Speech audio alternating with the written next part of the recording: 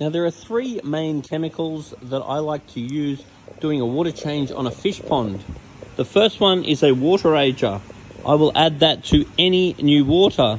The second one is a GH buffer, which will add salt and other minerals that help body slime and so forth. This can be checked with a GH test kit, which is something I highly recommend, and I will typically keep my ponds with a GH level of between 8 and 12. I also always add a KH buffer, because here in Sydney we have a very low KH in a high pH in our water, which means pH is hardly ever a problem.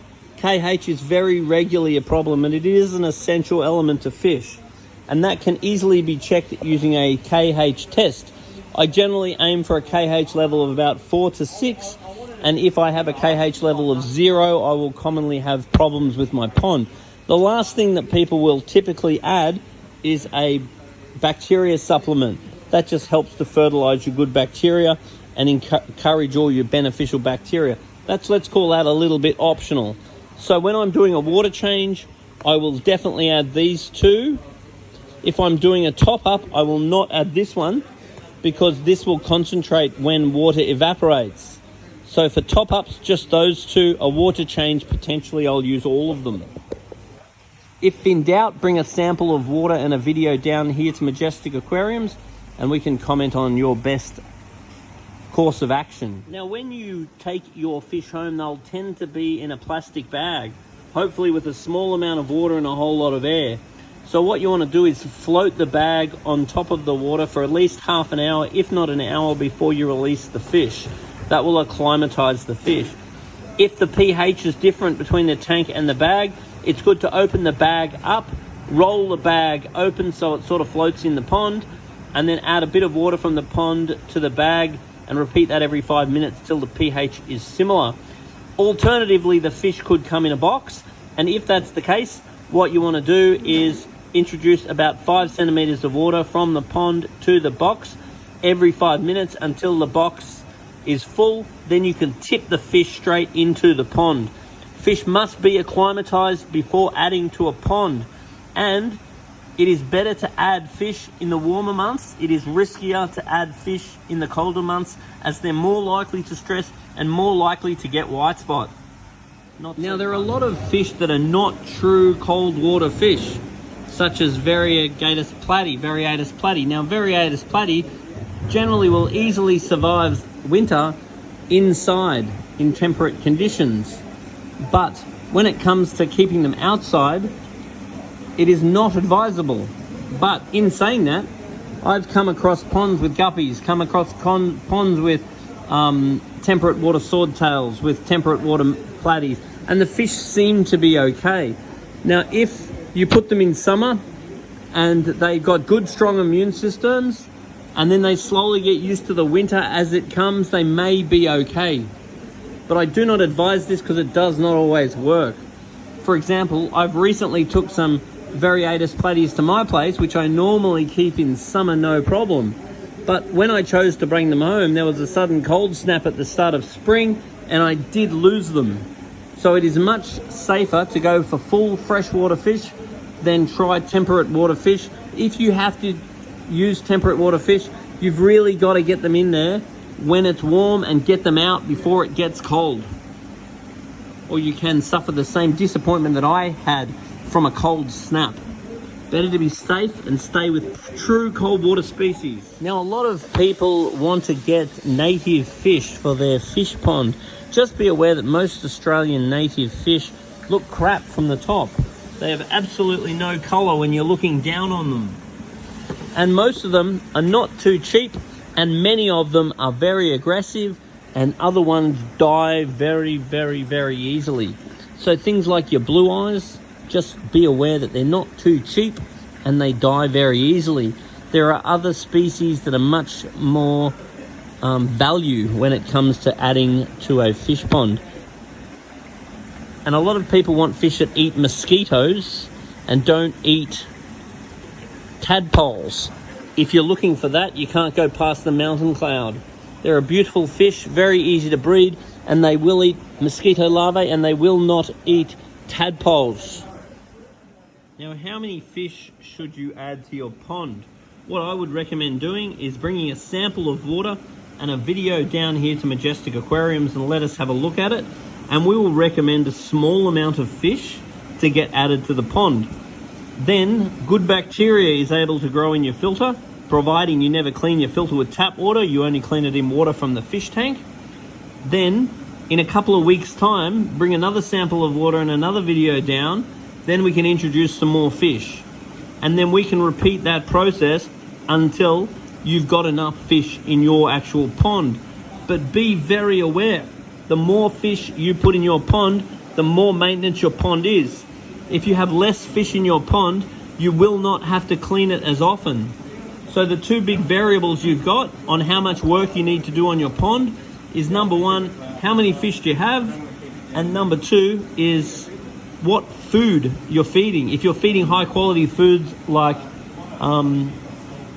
probiotics from New Life Spectrum, you'll find that your pond stays much cleaner. So good filtration and good food is very much the key to keeping your pond clean. The next thing is the size of the fish. A big fish is nowhere near as economical with waste. So big fishes produce a lot more waste. Therefore, you can have far less big fish.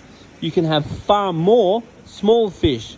But you need to be aware that if the big fish fits the small fish in his mouth, then they may eat them. Doesn't mean they will, but it is a risk. Now, there are various plants that you can try in your pond. Most of them are best off added in summer, and then it will be a matter of seeing which ones thrive in your conditions. Going to a nursery is a good place to get water plants. Aquariums tend to have much more indoor plants than outdoor plants due to lack of space to keep them. Lilies, rush, and there's lots of other options you can get. If you're going to go for the aquarium plants, there are lots of various things you can go for. Strychnia, you can go for Val, you can go for a whole option, but a lot of pond fish tend to eat plants, so that's something to bear in mind. They may very well get eaten, and it really is a matter of just giving it a go and seeing what works. So if you got one of a whole bunch of different plants, and it's best to pot them in gravel with some pebbles on top so the fish can't dig it out. Now, if the leaves are falling apart, that often means the lighting isn't right, or maybe it's too cold. If you're getting black growing all over the leaves, you could consider adding an organic carbon to fix the blackbeard. And if the leaves are going yellow, that could indicate that it needs fertilizer, which you could offer. And if you're getting holes in the leaves, that means somebody's eating them. So plants are something you can definitely try, but it is a lot of hit or miss.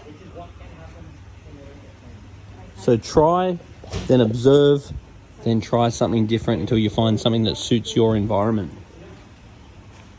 Can't go wrong with lilies. Now, what should you have on the bottom of your pond?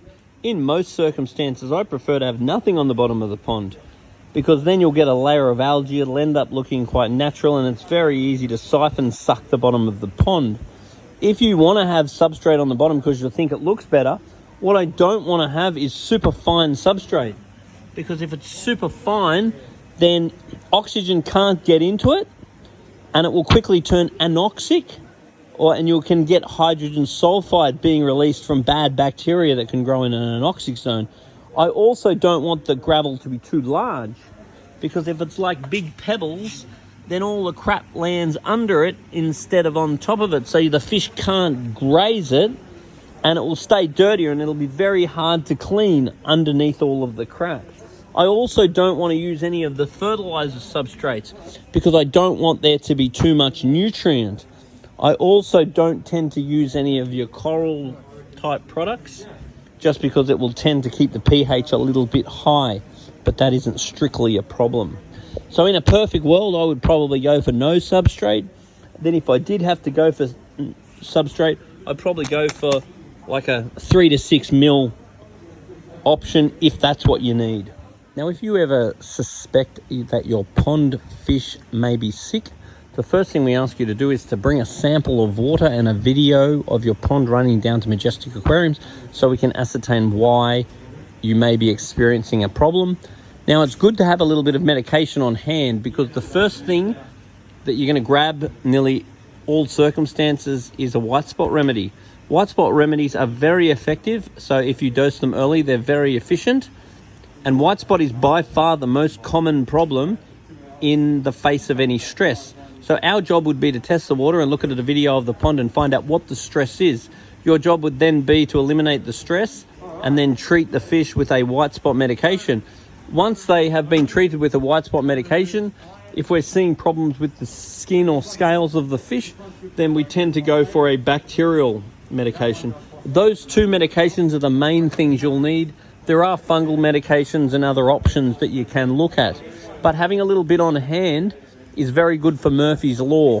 Plus, adding a little bit of salt to the water really helps the fish's immune system. And then there are various products such as Vogel. These are artificial immune system boosters. So what Vogel will do is boost the immune system of the fish, making them more able to handle various problems. Now, this is a really, really simple thing to do. Basically, just get yourself a pot, throw some aquarium plants in it, and it's just amazing how they thrive. Even the species that are supposedly warm water, a lot of the time just seem to thrive. I mean, these are little chain swords or whatever the hell they are. You'd think that they were all tropical, but they just seem to thrive. But if you are going to do this, you definitely want to put in some mountain clouds or something, because you don't want to turn into a mosquito farm, because nobody likes mosquitoes. Apparently there is some goldfish in here, which is all good until they start getting bigger and eating your plants. But very simple, very effective. Worth getting. It's effective to have like an unlimited plant supply. So we're very excited that our Majestic Aquariums show bags have arrived with our new logo, Majestic Aquariums, the fish tank people.